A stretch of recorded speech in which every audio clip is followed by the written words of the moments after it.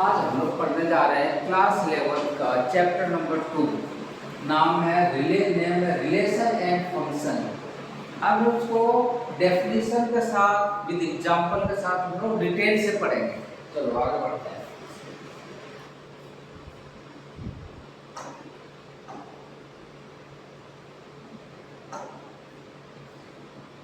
Ordered pair, इसका अर्थ समझ में आ रहा है? पेयर तो पता होगा आपको, ऑर्डर एक सिस्टमैटिक वे में जो हो।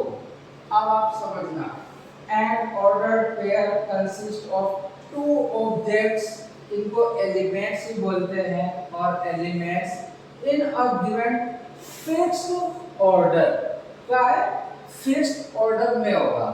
फॉर एग्जांपल के लिए 1,2 दे दिया है या 5,8 दे दिया, किसी ना किसी सिस्टमैटिक वे में होगा ये। मैंने दिया है आपका x, y। अब समझना ध्यान से, ये वाला होता है आपका फर्स्ट एलिमेंट, ये वाला होता है आपका सेकेंड एलिमेंट। ठीक है ना? First element, second element. आपने पहले अर्लियर क्लासेस में आपने पढ़ा होगा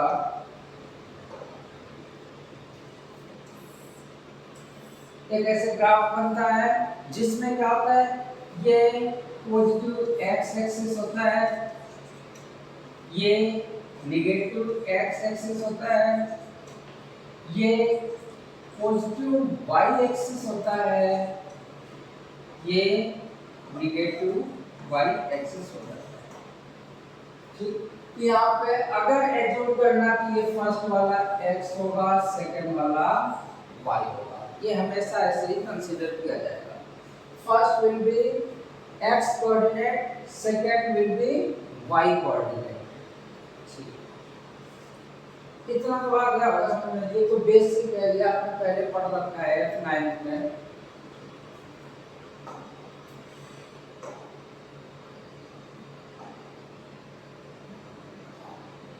अच्छा कंसेप्ट है, ऐसा क्वेश्चन भी आ जाता है 1-2 नंबर का। Equality of two ordered pairs, ध्यान से देखो, इक्वलिटी का हम कंपेयर कैसे करेंगे? x कोऑर्डिनेट का हम x के साथ और y का y के साथ। थोड़ा सा ध्यान से देखना, समझना। एक एग्जांपल दिया है, मतलब अगर ये वाला, तो ये वाला अगर दिया है तो ये वाला किसके इक्वल होगा? अगर इक्वल है तो ये वाला इसके इक्वल हो जाएगा आपका। और अगर हमने ये वाला करना है, ये वाला इक्वल हो जाएगा आपका इस वाले के साथ। हमेशा ये हो जाएगा अगर इक्वल है। तो इसका मतलब हो गया आपका x + 1 = 3। तो ये वाला अगर देखा जाए x वाला है, दूसरा ये क्या हो गया y। सिमिलरली ये वाला x एक्सिस वाला हो गया और कोऑर्डिनेट ये y का हो जाएगा। x को हम कंपेयर करेंगे x के साथ, y को y के साथ। इतना समझ में आ गया होगा, बिल्कुल बेसिक से। चलो एक एग्जांपल करता हूं मैं। ये एग्जांपल दिया हमने, ये x की वैल्यू क्या हो जाएगा आपका 3, ये इधर प्लस का इधर जाएगा माइनस का हो जाएगा, x की वैल्यू आपकी आ जाएगी 2।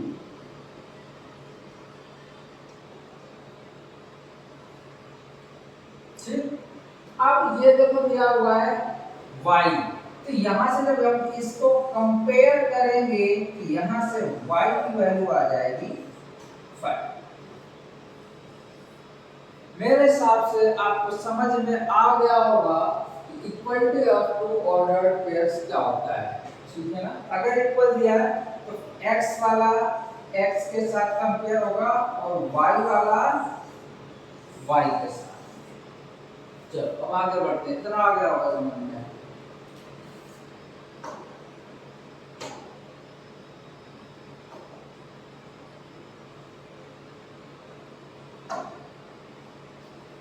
कार्टेशियन प्रोडक्ट ऑफ सेट्स, ये कैसे डिफाइन करना है आपको? बहुत आसान तरीके से। Cartesian product of two sets A and B denoted by A cross B। तो ये जो लगा हुआ है इसको हम पढ़ते हैं cross, A cross B। Set A है और सेट B है।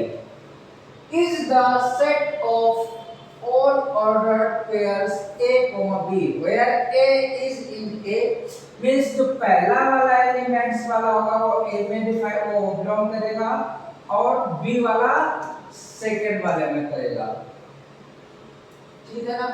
For example A cross B, A, B means A belongs, ये सिंबल होता है आपका बिलोंग्स टू। बिलोंग्स टू का मतलब होता है this element will occur in this set, ये वाला इसके अंदर ही होगा, इसमें होगा। और B belongs capital B set means ये वाला एलिमेंट्स इसके अंदर होगा। आ गया समझ में? ठीक, अब समझते हैं कार्टेशियन प्रोडक्ट्स क्या है। मान लिया हमने दिया है set A equal to curly bracket 2, 3 दिया हुआ है, ठीक, और B इक्वल टू हमने ले लिया है 4, 5, 6, ये तो एलिमेंट्स हैं, ठीक। अब देखना ध्यान से,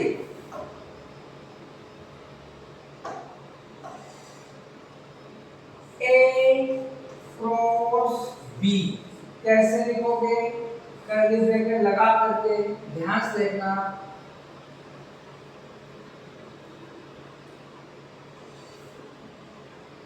चलो मैं इसको और ये लिख रहा हूं। तो पहला इसका 2 के 4 के साथ होगा, ध्यान देना 2 का हम पहले 4 के साथ करेंगे, तो ये हो जाएगा 2, 4। फिर 2 का किसके साथ होगा? 5 के साथ, तो क्या आ जाएगा आपका 2, 5। फिर 2 का किसके साथ आएगा? 6 के साथ, ये हो जाएगा आपका 2, 6। अब इसके बाद में ध्यान से देखना, 2 का तीनों के साथ हो चुका है। अब क्या होगा? 3 का फिर आएगा 4 के साथ, तो लिखोगे आपको 3, 4। फिर 3 का किसके साथ आएगा? 3 का आएगा आपका 5 के साथ, ये हो जाएगा 3, 5। और 3 का फिर 6 के साथ जब आएगा तो हम लिखेंगे 3, 6, कर्ली ब्रैकेट लगा देते हैं। एक कर्ली ब्रैकेट है,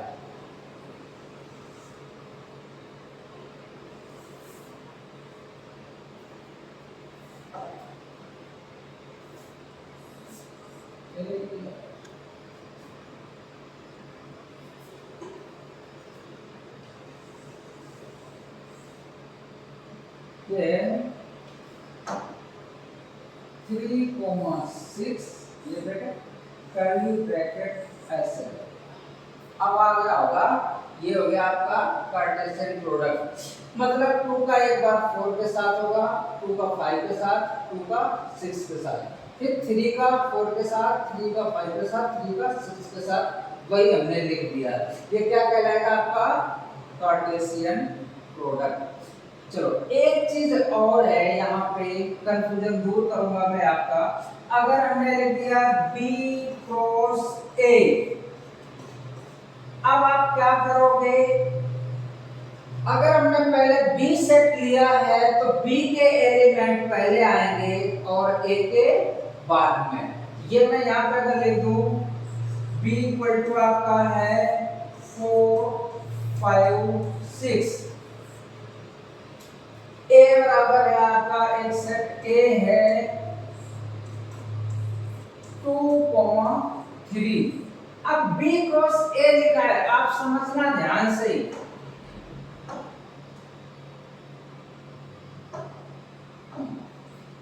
4 का पहले किसके साथ हो जाएगा 4 का होगा पहले 2 के साथ, तो लिखोगे 4, 2। फिर 4 का हो जाएगा आपका 3 के साथ, तो हो जाएगा 4, 3। 4 का पूरा हो गया।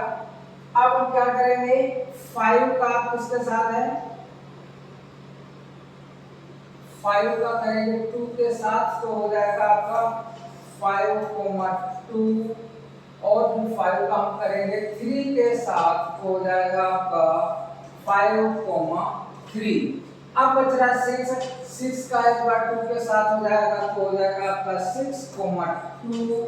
दूसरा है 6 का जब हम 3 के साथ करेंगे तो ये हो जाएगा आपका 6, 3। This is your Cartesian product. A cross B भी मैंने बता दिया यहाँ से अच्छे से, और बी क्रॉस ए अगर पूछेगा, जो पहले होगा, पहले सेट होगा, उसी के एलिमेंट्स पहले लिखे जाएंगे। आ गया होगा समझ में मेरे हिसाब से। कोई डाउट है तो दोबारा वीडियो आप रिवर्स करके देख लेना।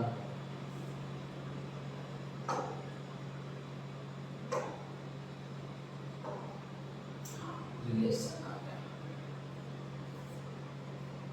अब हम पढ़ते हैं रिलेशन क्या है, व्हाट इज रिलेशन।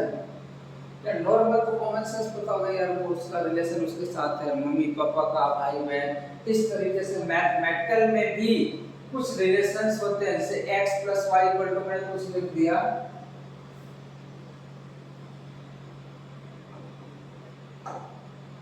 अगर हमने लिख दिया x + y = 3। अब आप समझ रहे हो, अगर x की वैल्यू कुछ लिखेंगे तो y का आ जाएगा, which will depend on the value of y will depend on the value of x. For example, अगर x = 0 ले लिया तो y की क्या आ जाएगी 3, तो एक हमारा ये बन जाएगा ऐसे। अगर मैंने x = 1 ले लिया यहाँ पे, तो 1 + y = 3, ये 1 उधर जाएगा तो y = हो जाएगा 3 - 1 = 2। एक रिलेशन क्या आ जाएगा 1, 2। देखो एक इसके ऊपर डिपेंड है कि नहीं, तो ये हो जाता है कौन सा relation. A relation R is the subset of the Cartesian product of A × B, where A and B are non-empty elements. Two sets है, उसके अंदर कुछ ना कुछ एलिमेंट्स हैं, नॉन एम्प्टी सेट नहीं है।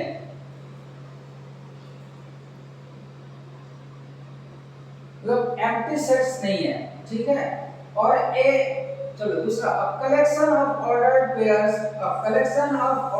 Pairs containing one object from इस सेट। वही मैंने ले लिया ना कि एक ऐसा रिलेशन है कि हर एक सेट से कोई ना कोई ऑब्जेक्ट कंटेन कर रहा है।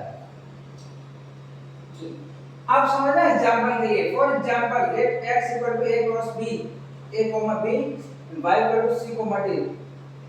ठीक है, बहुत आसान सिंपल लैंग्वेज में समझा रहा हूं इसको।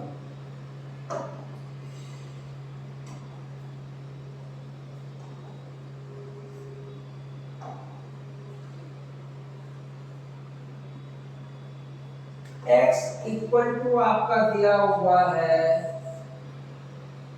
a, b, y = क्या दिया हुआ है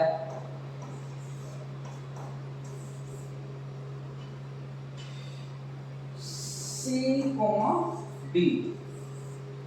ठीक, अब रिलेशन r क्या हो जाएगा, r मैं यहां पे लिख दे रहा हूं, r हो जाएगा रिलेशन।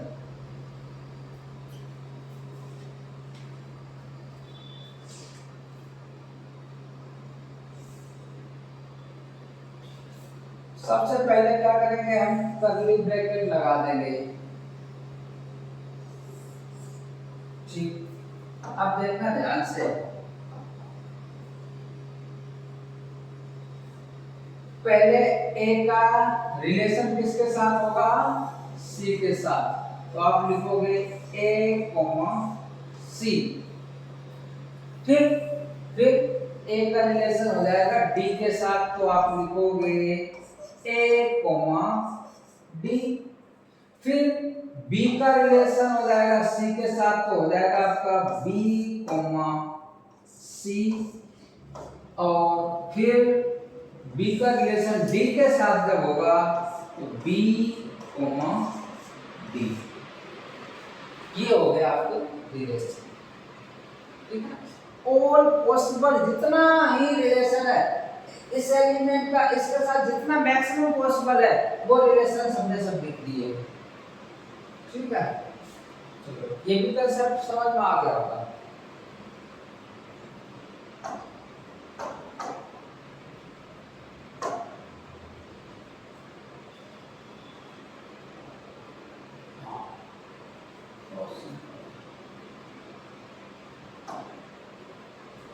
इनवर्स रिलेशन क्या हो जाएगा?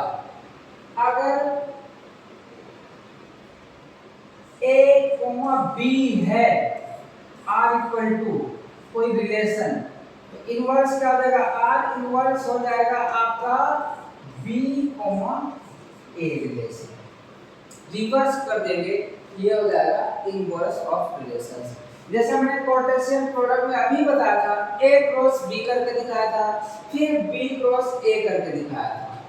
तो अगर ए से बी में गए हैं, अगर वही बी से ए में जाएंगे तो क्या हो जाएगा? Inverse of relation.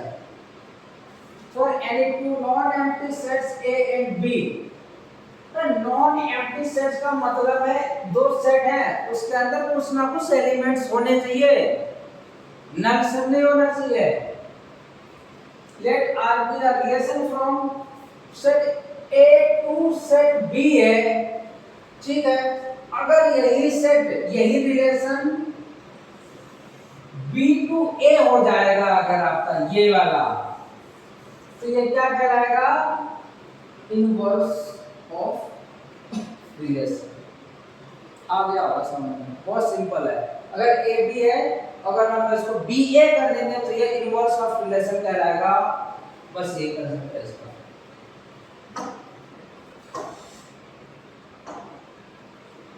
फंक्शन बहुत इंपॉर्टेंट है, 11 में पढ़ रहे हैं, 12th में भी एक चैप्टर आएगा, और आईआईटी वगैरह में हमेशा जेई में कोई ना कोई क्वेश्चन इसका दिया होता है।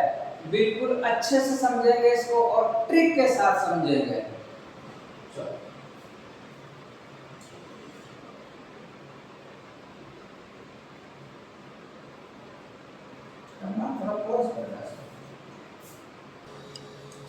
चलो अब हम पढ़ेंगे फंक्शन को बिल्कुल डिटेल से, क्योंकि ये जेई आईआईटी वाला सब्जेक्ट में आता है, इम्पोर्टेंट चैप्टर आपका 12th में भी है, 11th का भी हम पढ़ रहे हैं। सबसे पहले आपको फाइंड आउट करना है कि व्हाट इज फंक्शन, होता क्या है समझना। A function is defined as a relation between a set of inputs having one output each.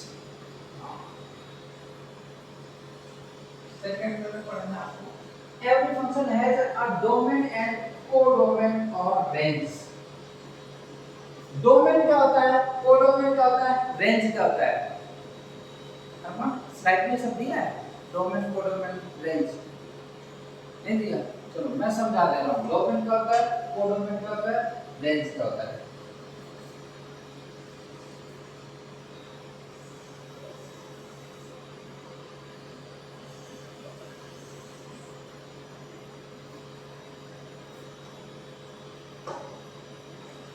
ए है, बी है, ए से बी है, हम ले रहे हैं पॉइंट्स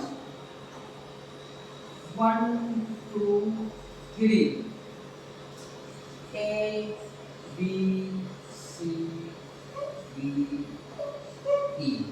समझना, सेट ए है, सेट बी है, A relates to B, A से बी का रिलेशन है।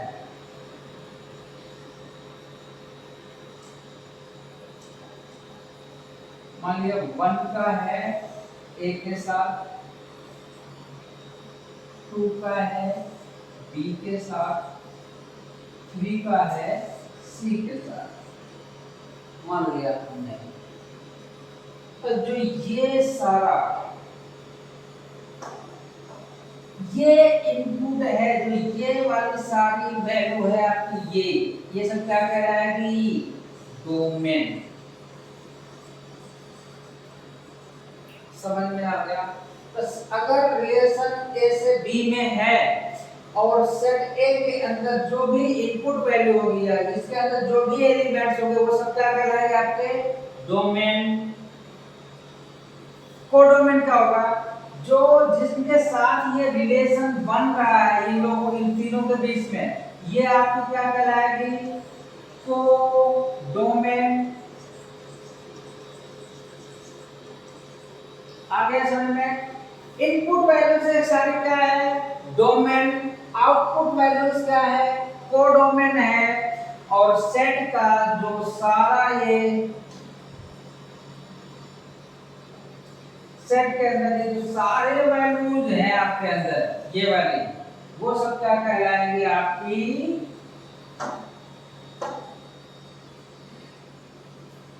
सॉरी थोड़ा सा मिस्टेक हो गया, इसको ये ऊपर कुछ देखो, अपना ध्यान से देखो,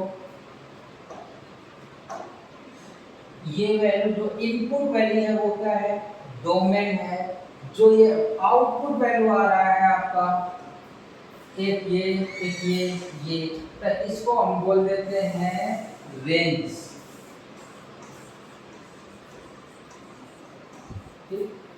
डोमेन आ गया समझ में? ऑल इनपुट वैल्यूज को डोमेन बोलते हैं। जो आउटपुट वैल्यूज आती है उनको क्या बोलते हैं? रेंज बोलते हैं। और आउटपुट वैल्यूज प्लस जो एलिमेंट्स इसके अंदर रह गए हैं, ये ओवरऑल पूरा क्या कहलाएगा? आपका कोडोमेन। थोड़ा सा करेक्ट कर लेना इसको आप। इनपुट वैल्यूज हमेशा डोमेन, जो आउटपुट वैल्यू आएगी वो क्या हो जाएगा? रेंज होगा। और सेट बी का जो सारे एलिमेंट्स हैं इंक्लूडिंग रेंज वाली भी, सब क्या कहलाएंगे? कोडोमेन। कंसेप्ट क्लियर हो गया आपका?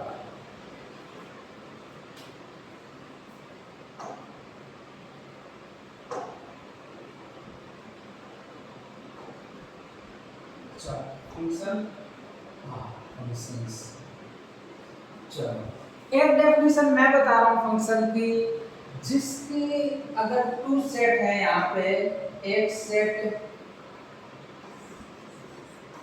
ए है, यहाँ पे सेट बी है, क्या होगा कि जो सेट ए है इसके अंदर कुछ एलिमेंट्स होंगे आपके, एक सेट बी है 1 2 3 4, सेट ए के अंदर जितने भी एलिमेंट्स हैं सभी की एक ही इमेज बननी चाहिए सेट बी में, तो वो क्या कहलाएगा? फंक्शन। समझने के लिए, ए है तो ए की इसके साथ हो गया, ए की इमेज है, ये भी फंक्शन है। बी की इसके साथ, ये भी फंक्शन है। सी छूटना नहीं चाहिए, इसका भी कोई इमेज होना चाहिए।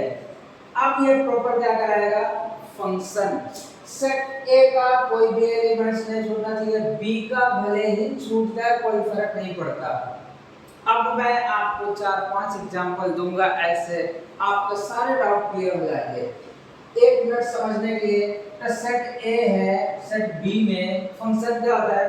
अगर सेट ए के सभी एलिमेंट्स की एक एक इमेज भी बने सेट बी में, इंडिविजुअल इमेज होनी चाहिए, वो क्या कहलाएगा? फंक्शन कहलाएगा।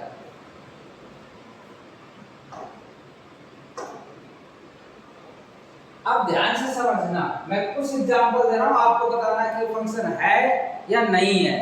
है तो क्यों है, नहीं है तो क्यों नहीं है। एक ट्रिक भी बताऊंगा इसका, बहुत ही अच्छे तरीके से आप समझ जाओगे।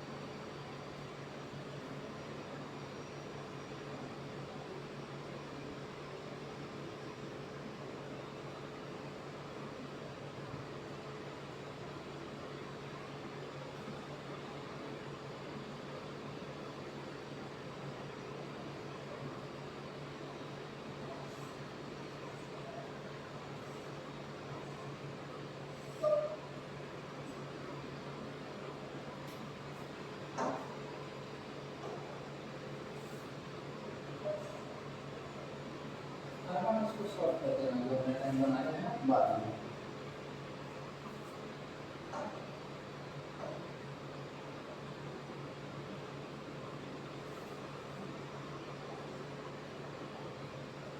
चलो अब देखो सारा डाउट क्लियर करूंगा। मैंने क्या बोला था, एक सेट ए है, दूसरा सेट बी है, ए बी।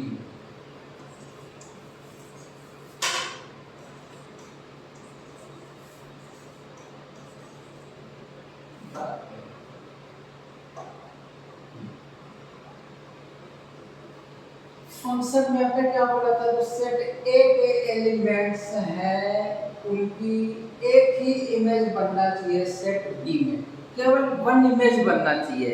और सेट ए में कोई भी एलिमेंट्स ऐसा नहीं होना चाहिए कि जिसकी इमेज बी में ना हो।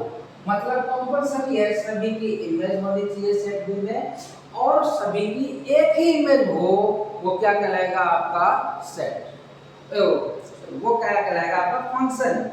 चलो अब देखो ध्यान से, कंडीशन पहला फॉलो कर रहा है कि नहीं कर रहा है। इसकी इमेज ये बन रही है, ठीक है, दो की इमेज ये बन रही है, थ्री की बन रही है, तो ये फंक्शन है, सारी कंडीशन फुलफिल कर रहा है, कोई भी एलिमेंट छूट भी नहीं रहा है, सबकी एक ही एक इमेज बन रही है, पहला फंक्शन है। चलो दूसरे पे आता हूं, क्या किसी भी एलिमेंट्स की इमेज छूट रही है, नहीं छूट रही है ना। दूसरा पॉइंट, वन की केवल ये एक इमेज है, दो की भी केवल एक ही इमेज है, थ्री की भी केवल एक ही इमेज है, और फोर की भी केवल एक ही इमेज है, ये भी फंक्शन होगा ना। इधर नहीं छूटना चाहिए, इधर छूट भी सकता है, कोई फर्क नहीं पड़ रहा है, बट इधर नहीं छूटना है। अब आप देखोगे तो इसकी एक ही इमेज है ना, ठीक है, दो की भी एक ही इमेज है, चल जाएगा, कोई फर्क नहीं पड़ता, ये फंक्शन होगा। अब देखना है अकॉर्डिंग टू डेफिनेशन, और क्या है, वन की इमेज ए है, वेरी गुड, टू की इमेज बी है, ठीक है, थ्री की यहाँ पे कोई भी इमेज नहीं है, ये क्या फंक्शन नहीं होगा। देखो ध्यान से, there is no any image of element 3 in set B, इसलिए ये फंक्शन आपका नहीं होगा। इमेज होना कंपलसरी है, इधर छूट सकता है, कोई फर्क नहीं पड़ रहा, बट सेट ए में कोई भी एलिमेंट छूटना नहीं चाहिए जिसकी इमेज ना हो। यहां पे आ जाओ, अब बताओ, इसमें वन की इमेज ए है और वन की ही इमेज बी है, मतलब क्या है, इसका दो इमेज बन रही हैं, इसका मतलब हो गया ये फंक्शन नहीं होगा।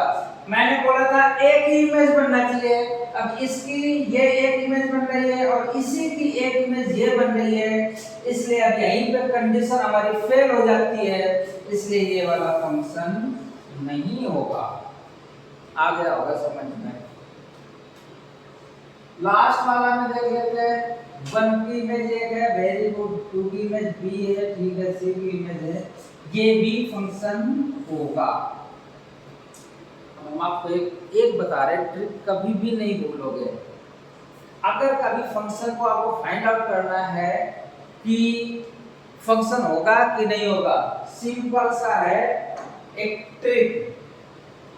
अच्छा हम चेंज करेंगे तो ये वो हो जाएगा,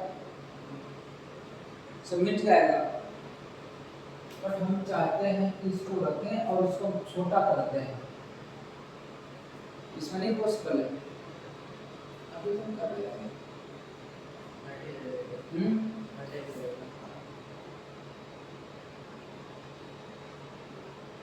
हट जाएगा नहीं, चलो मैं इसे समझा देता हूँ, बिल्कुल ध्यान से समझना। आपको पहले वाले को मान लेना है चाइल्ड,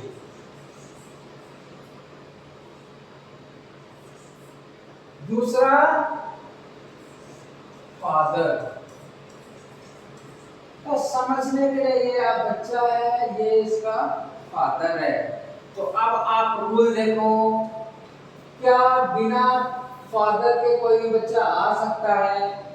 नहीं ना, इसका मतलब क्या है कि इसका हमेशा कोई ना कोई इमेज होगा, कोई भी एलिमेंट्स नहीं छूटना चाहिए। पहला कंसेप्ट याद करने का बहुत अच्छा तरीका है। Without father there will be no any child. आ गया समझ में? ठीक, इसलिए ये फंक्शन है। इसमें भी है, क्योंकि अगर इधर मैं फादर ले रहा हूं और इधर मैंने सन ले लिया, ये चाइल्ड ले लिया, इसका भी फादर ये हो सकता है, इसका भी फादर हो सकता है। दो बच्चों का एक बाप पॉसिबल है, मींस दो बच्चों का एक फादर पॉसिबल है, बिल्कुल है। इसलिए ये भी फंक्शन हो है। और देखो सारे जो भी एलिमेंट्स हैं इनकी इमेज भी बनी हुई है, इसलिए ये भी फंक्शन है समझने के लिए।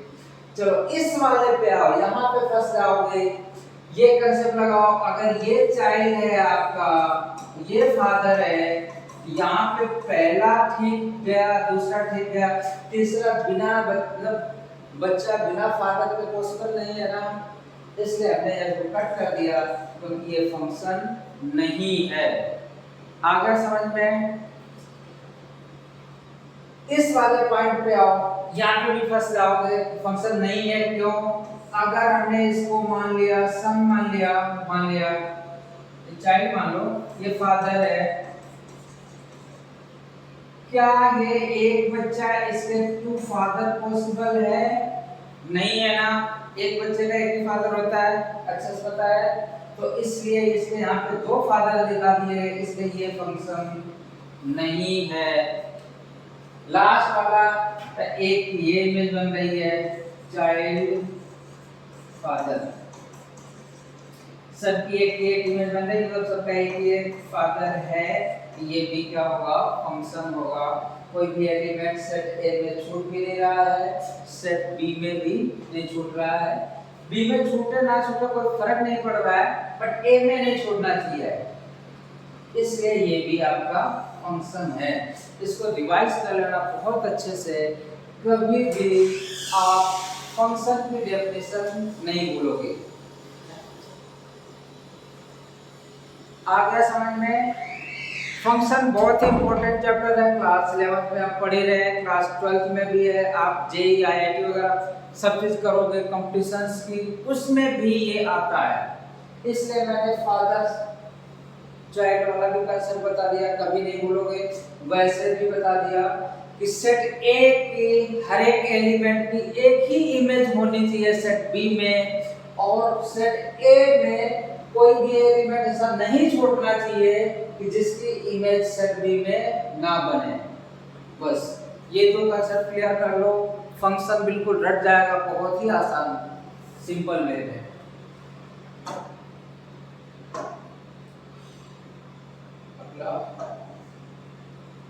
टाइप्स ऑफ फंक्शन अब पढ़ेंगे। फंक्शन क्लियर हो गया होगा मेरे हिसाब से, नहीं आया तो 2-3 बार ये वीडियो देखना, रिवर्स करके बहुत अच्छे से समझ में आ जाएगा। टाइप्स ऑफ फंक्शन पे अब हम आ जाते हैं। पहला जो है आपका identity function. A function is a special type of relation where each x value is related to only one y value. If any of the x value are repeated, then it is not an identity function.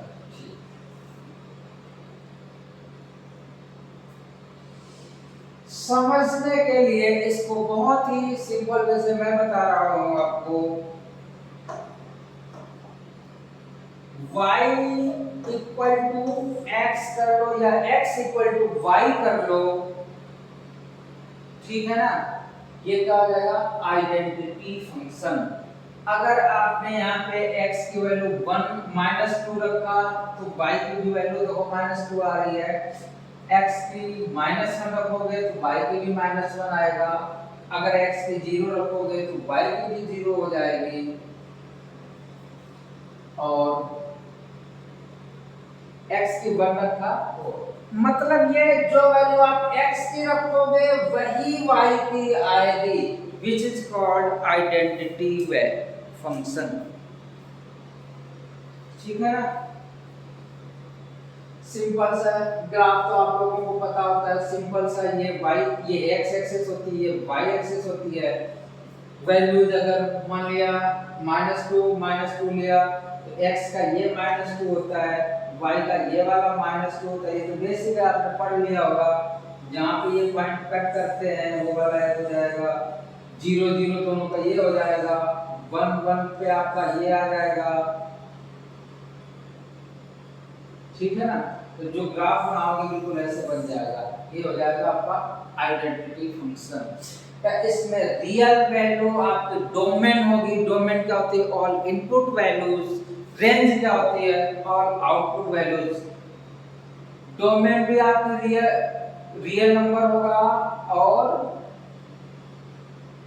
Range भी आपका real number ही होगा। Domain और range मैंने अच्छे से अभी समझा दिया। तो एक सेट अगर ये एक सेट ये है, इसका सारा इनपुट वैल्यू जो भी होगी ए बी सी कुछ करके हमेशा डोमेन होगा। इसकी जो इमेज बन करके यहाँ पे आएगी कुछ भी, वो क्या हो जाएगा? रेंज होगा। और इसका जो सारा एलिमेंट्स होगा सेट बी का, ये पूरा क्या कहलाएगा? कोडोमेन कहलाएगा। आ गया होगा समझ में मेरे हिसाब से आसान से। चलो आगे बढ़ते हैं।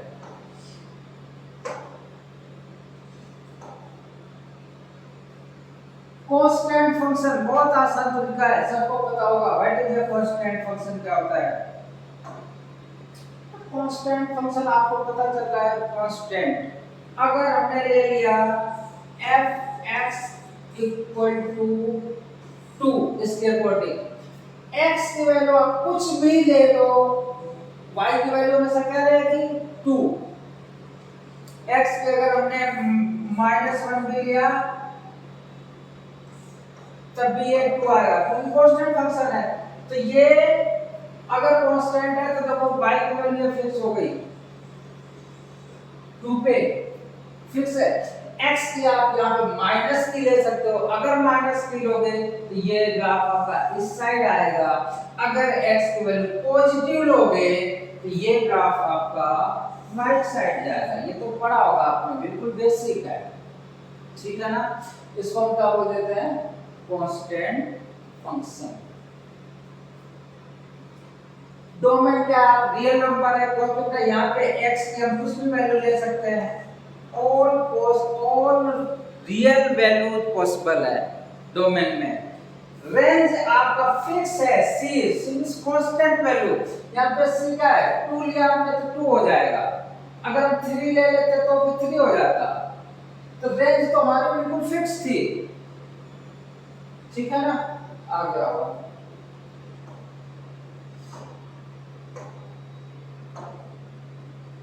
पॉलिनोमियल फंक्शन बहुत आसान है, क्यूब का है। पॉलिनोमियल में पता होगा आपको, अगर हमने दिया मान लिया 3 आ गया, मान इधर बढ़ा दिया क्या आ गया ना।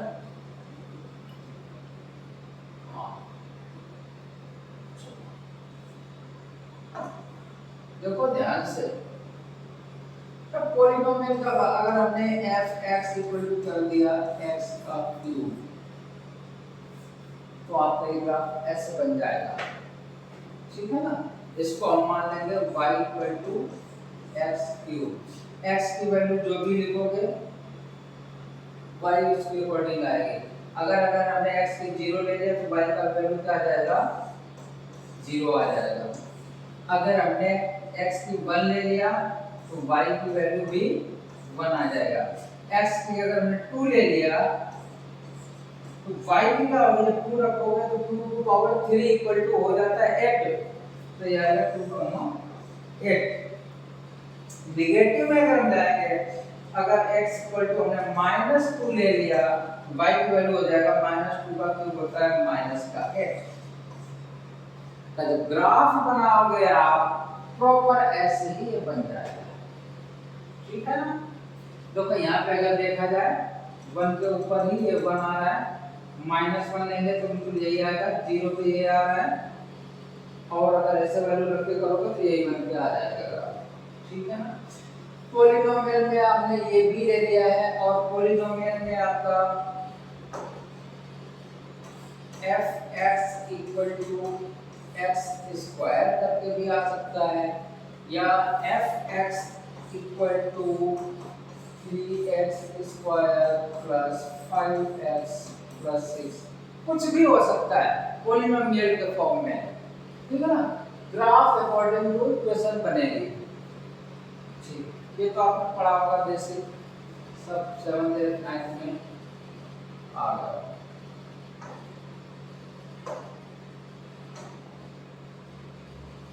रेशनल फंक्शन क्या होता है?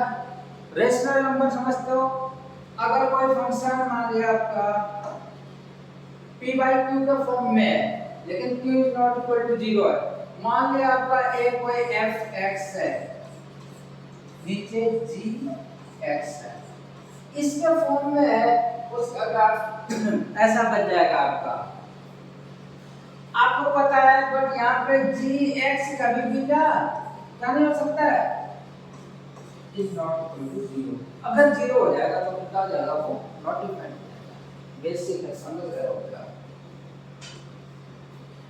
नहीं, ग्राफ बनाओगे ऐसे बन जाएगा जैसे y इक्वल टू मान ले दिया है 1 बाई x का, p बाई q के फॉर्म में है, x का भी 0 नहीं ले सकते, जब ग्राफ बनाओगे तो ऐसे ही बन जाएगा।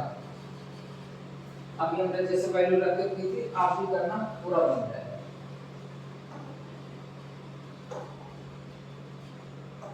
अगला है मॉडुलस फंक्शन। मॉडुलस का मतलब क्या है अभी बता रहा हूँ बहुत अच्छे तरीके से।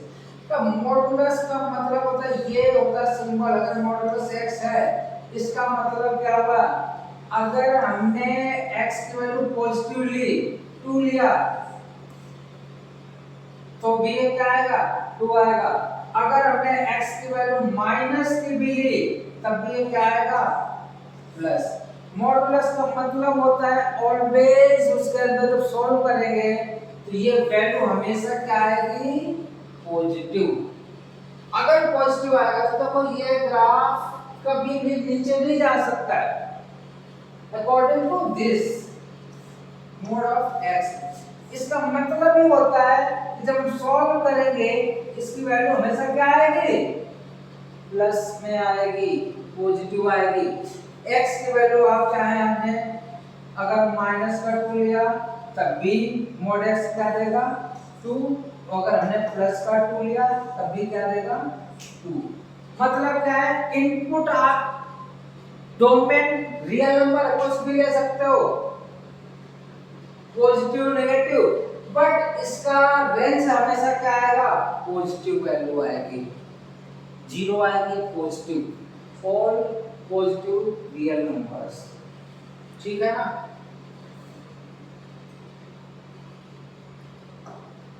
वही तो मोड x में दिया है, अगर हम x लेंगे तो भी ये वैल्यू क्या आएगी हमेशा greater than equal than 0। Minus x लेकर के भी जब सॉल्व करेंगे, जब पूरा सॉल्व करेंगे तो ये वैल्यू पॉजिटिव ही देगा, ठीक है ना। ये देखो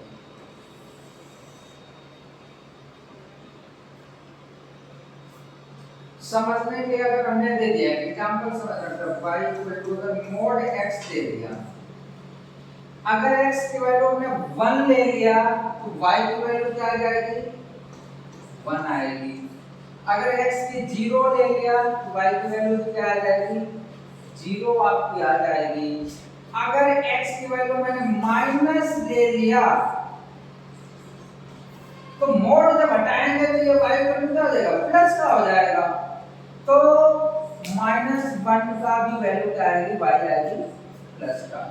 अगर यहाँ पे मैंने -2 भी ले लिया तो जब सॉल्व करेंगे तो प्लस का इंटू आएगा, तो ये देख लो हाँ x की वैल्यू अगर हमने -2 ले लिया तो y की वैल्यू क्या आएगी प्लस का 2। तो जब ये ग्राफ बनाओगे तो देख लो y ये ऊपर वाला आपका क्या होता है, ये आपका x होता है और ये y होता है, तो x वाला वैल्यू देखो पॉजिटिव इधर को होगा नेगेटिव इधर को होगा, ये चीज लेकिन y की वैल्यू हमेशा क्या दिखा रहा है, ये पॉजिटिव दिखा रहा है। तो इस लाइन से हम ऊपर ही जा सकते हैं, नीचे नहीं जा सकते हैं। इसको बोलते हैं मॉडुलस फंक्शन। तो जब अपना टाइम कितना हो गया? 2 बज गए। हाँ, जाओ नंबर दिया होगा, देख के आओ पहले। का आउट मॉडुलस फंक्शन हो गया, देख के आओ पहले। एक लोग गौतम देख के आओ पहले।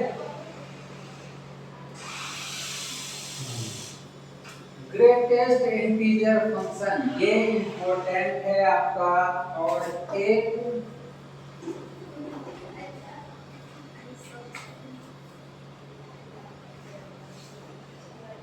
है, इसमें सिग्नल फंक्शन कहाँ है? सिग्नल देखा था मैंने। इसको खोज करो।